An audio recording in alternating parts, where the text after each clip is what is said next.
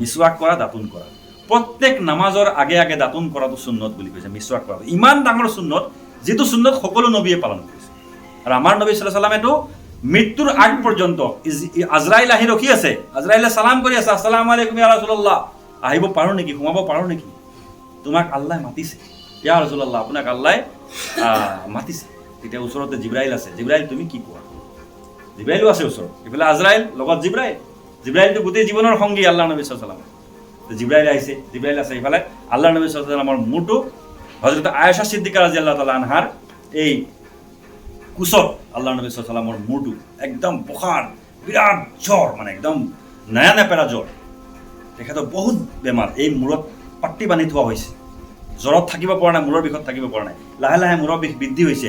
এইফালে হযৰত আবু বকৰ সিদ্দিক ৰাদিয়াল্লাহু তাআলা আনহুক নামাজ পঢ়াবৰ কাৰণে দি থৈ দিছে, যে তুমি নামাজ পঢ়া, তুমি ইমামতি কৰোৱা। তেনেকুৱা সময়ত আল্লাহ নবী সাল্লাল্লাহু আলাইহি ওয়াসাল্লামৰ ওচৰত হযৰতে আজৰাইল আহিল, ইয়া ৰাসূলুল্লাহ মই সোমাব পাৰোঁ নে, ইজাজত আছেনে? কৈছে কোন? ক'লে আজৰাইল। যা আহা, সোমাই আহা। কিয় আহিলা? কৈছে ইয়া ৰাসূলুল্লাহ, আপোনাক আল্লাহ, আপোনাৰ দিন শেষ হৈছে, আল্লাহ আপোনাক মানে আল্লাহৰ ওচৰলৈ মাতিছে। তেতিয়া কি কৈছিলে জানে? আল্লাহ নবী সাল্লাল্লাহু আলাইহি ওয়াসাল্লামে কৈছিলে যে মইতো গুচি যাম, ঠিক আছে মই আজি গুচি যাম, তুমি মাতিছা, তুমি নিবলৈ আহিছা, আল্লাহ নিব আহিছে, মই গুচি যোৱাৰ পিছত মোৰ উম্মতৰ কি অৱস্থা, মোৰ উম্মতৰ কি অৱস্থা হ'ব? মইতো গুচি যাম, মই গুচি যোৱাৰ পিছত মোৰ উম্মত কি অৱস্থা হ'ব? সেই সময়তে তেওঁ উম্মতৰ চিন্তা বাদ দিয়ে। কোন উম্মত? কোনবিলাক উম্মতৰ কথা কৈছিল? যিবিলাক উম্মতে সাৰা জিন্দগী মদ খাই থাকে, যিবিলাক উম্মতে সাৰা জিন্দগী বেনামাজি হৈ থাকে, যি উম্মতি সাৰা জিন্দগী গুনাহত লিপ্ত হৈ থাকে, আমাৰ নিচিনা উম্মতৰ কথা চিন্তা। সেই সময়ততো উম্মত তেওঁ সাহাবাসকল, সাহাবাতো সাহাবাই, আল্লাহ নবী সাল্লাল্লাহু আলাইহি ওয়াসাল্লামৰ দোস্ত, আল্লাহ নবী সাল্লাল্লাহু আলাইহি ওয়াসাল্লামৰ সংগী সাহাবা, তেওঁলোকৰ আমল কেনেকুৱা আছিল, তেওঁলোকৰ মাৰ্তবা কি, তেওঁলোককতো দুনিয়াতেই বেহেস্তৰ তেওঁলোকক সুসংবাদ দিয়া হৈছে, আশাৰাই মুবাশ্শাৰা। কিন্তু আল্লাহ নবী সাল্লাল্লাহু চিন্তা কাৰ কাৰণে কৰিছিল? আমাৰ নিচিনা উম্মতৰ কাৰণে চিন্তা কৰিছিল, যে মোৰ সেই উম্মতসকলৰ কি অৱস্থা হ'ব, যিসকলে যে মদৰ আড্ডা, মদৰ ভাটিত থাকিব, মই মৰি যোৱাৰ পিছত, মই ইন্তেকাল হৈ যোৱাৰ পিছত, মইতো দুনিয়াৰ পৰা পয়দা হৈ যোৱাৰ পিছত তেওঁলোকে যে এই যে সুদ খাব, মদ খাব, তেওঁলোকৰ অৱস্থা কি? আজি হৈ আছে এইবিলাক অৱস্থা। আজি উম্মতক পোষনেৱালা কোনো নাই, আজি উম্মতক খবৰ লনেৱালা কোনো নাই, আজি আমাৰ অভিভাৱক নাই, আজি গাৰ্জেন নাই, আল্লাহৰ বাহিৰে আমাৰ কোনো গাৰ্জেন নাই।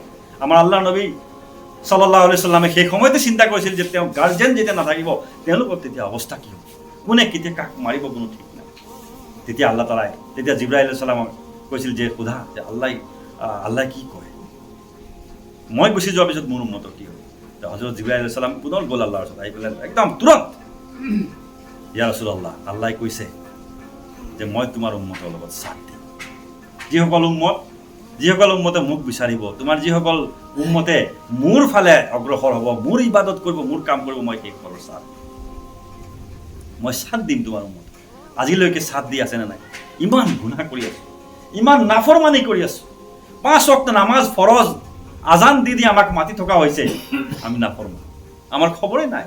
হাইয়া আলাস সালাহ, হাইয়া আলাল ফালাহ, নামাজলৈ আহা, কামিয়াবৰ ফালে আহা, নামাজৰ ফালে আহা, কামিয়াবিৰ ফালে আহা, না, মানুহ এইফালে ৰাস্তা দি বাইক চলাই ভুং কৈ গুচি গৈছে।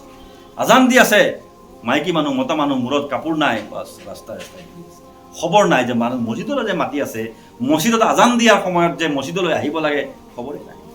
নামাজটো আৰু সেই বুঢ়া মেথাবিলাকে পঢ়িব, নামাজটো সেই তবলিগ জামাতবিলাকে, জোনাববিলাকে পঢ়িব, বাকী সকলোতো নামাজৰ প্ৰয়োজন নাই। তথাপিও কিন্তু আল্লাহ তাআলাই কৈছে মই সাথ দি আছো, এতিয়ালৈকে সাথ দি আছো, গজব এতিয়ালৈকে নাজিল কৰা নাই। আল্লাহ নবী সাল্লাল্লাহু আলাইহি ওয়াসাল্লামে কি ভয় কৰিছিলে? যে যিবিলাক নবীৰ উম্মতে যেতিয়াই নাফৰমানি কৰিছে, তেতিয়াই তেওঁলোকৰ ওপৰত আযাব নাজিল হৈছে। আমি জানো বনী ইছৰাইলৰ কৌমক কি কৰিছিলে? বান্দৰ বনাই দিয়া হৈছিল, একমাত্ৰ এটা হুকুম নুশুনাৰ কাৰণে। হুকুমটো কি আছিল? সেই হুকুমটো আছিল, কৈছে তোমালোকে, কোৰাণত হুকুম আছে, কোৰাণত বনী ইছৰাইল, সূৰা বনী ইছৰাইলটো আছে, তোমালোকে শনিবাৰৰ দিনা মাছ নামাৰিবা। আল্লাহ হুকুম কৰিছিলে শনিবাৰৰ দিনা তোমালোকে মাছ নামাৰিবা, কাৰণ সেই সময়ত শনিবাৰৰ দিনা ইবাদতৰ দিন আছিল। যেনেকৈ আজি শুকুৰবাৰে আমাৰ কাৰণে জুম্মাৰ দিন, ঠিক তেনেকৈ সেই সময়ত বনী ইছৰাইলৰ সময়ত কি আছিলে? শনিবাৰৰ দিনাখন ইবাদতৰ সময় আছিল। তোমালোকে মাছলৈ নাযাবা, সেইদিনা মাছ নধৰিবা। তো বনী ইছৰাইলে কি কৰিছিলে? শনিবাৰে মাছটো ধৰা আছিল, কিন্তু ভেটাটো মাৰি থৈছিল। আল্লাহ কৈছে তোমালোকে মোৰ লগত চালাকি কৰিছা, ভেটাটো মাৰিব গৈছা, মই মনা কৰিছোঁ, তুমি যাবই নালাগে তাত। সেই সময়ত কি হ'ল, আল্লাহ তাবাৰক wa ta'ala তেওঁলোকৰ ওপৰত আযাব নাজিল কৰিছে, এটা হুকুম নমনাৰ কাৰণে তেওঁলোকৰ ওপৰত আযাব নাজিল কৰিছে। কিন্তু আজি আমি কিমান হুকুম আমি অমান্য কৰি আছোঁ। প্ৰত্যেকজন নবীৰ কৌম যিসকলে অমান্য কৰিছিল, হযৰত নূহ আলাইহিছ সালাতু ৱাছসালাম, তেখেতৰ উম্মতে, তেখেতৰ কৌমে তেখেতক মনা নাছিলে। আল্লাহৰ নবী হযৰত নূহ আলাইহিছ সালামে ক'লে তেওঁলোকৰ ওপৰত গজব নাজিল কৰাৰ লগে লগে গজব নাজিল কৰিছিল। গোটেই মহাপ্লাৱন হৈ গৈছিলে, গোটেইখন বানপানী হৈ গৈছিলে। তাৰ পাছত সেই বানপানী আকৌ স্তিমিত হ'ল। আল্লাহ তাবাৰক wa ta'ala তেখেতক হযৰত নূহ আলাইহিছ সালামক কৈছিল তুমি কষ্টি বনোৱা, আৰু যিসকলে তোমাৰ কথা শুনে, আল্লাহৰ মাতে মানে, সেইসকলক তোমালোকে এই কষ্টিখনত উঠোৱা। কষ্টি মানে এখন জাহাজৰ নিচিনা উঠোৱা। এতিয়া মানুহে হাঁহিবলৈ ধৰিলে, কি হ'ল এই নুহে যে দুনিয়াৰ মৰুভূমিত কষ্টি বনাই আছে, কাৰণটো কি? নাও বনাই আছে, গোটেই মৰুভূমি, পানীৰ কোনো নাম নিচান নাই, ইয়াত কষ্টি বনাই আছে। মানুহে হাঁহে, নুহে এইবিলাক কি কৰি আছে, কি পাগলামি কৰি আছে? নুহে কৈছে ঠিকে আছে, মই পাগলামিয়ে কৰি আছোঁ, যা।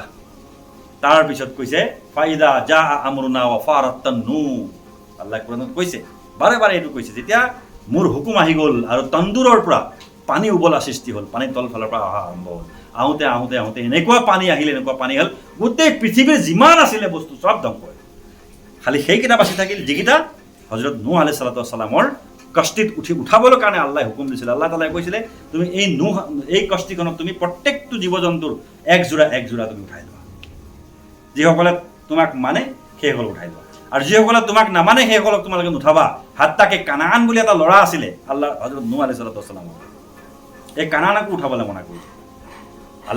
হযৰত নূহ আলাইহিছ সালামে ক'লে, ইয়া আল্লাহ, মোৰ ল'ৰাটো কানান, ইটো মোৰ কথা মানা নাই, মই উঠাই লওঁ নেকি? কৈছে তুমি তোমাৰ মায়া মমতা ইয়াত কাম নাহিব, আল্লাহৰ হুকুম পালন কৰিব লাগে, তেতিয়াহে তুমি উঠাব পাৰা।